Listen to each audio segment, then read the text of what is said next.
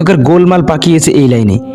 তিনি সরলা নারীর গোশত খান না, সম্ভবত তিনি জানেন না আরবি ব্যাকরণে কারো গোশত ভক্ষণ করা বলতে গীবত বোঝানো হয়। এই লাইন দ্বারা হাসান রাদিয়াল্লাহু আনহু বুঝিয়েছিলেন আয়েশা রাদিয়াল্লাহু আনহু কখনো কোনো নারীর গীবত করেন না। এই কথা শুনে আয়েশা রাদিয়াল্লাহু আনহু ইফকের ঘটনা মনে পড়ে গিয়েছিল।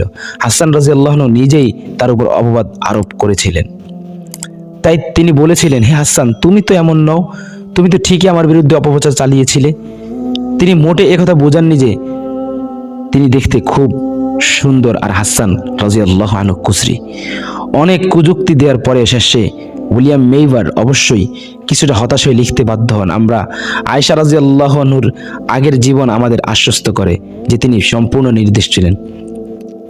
ইসলাম বিদ্বেষীরা যেখানে কুৎসা রটানো ছাড়া আর কিছুই খুঁজে পায় না, সেখানে আল্লাহ তাআলা মুসলমানদের জন্য চমৎকার কিছু শিক্ষা রেখেছেন। আমরা শিক্ষা করতে পেরেছি যে আমরা শিখতে পেরেছি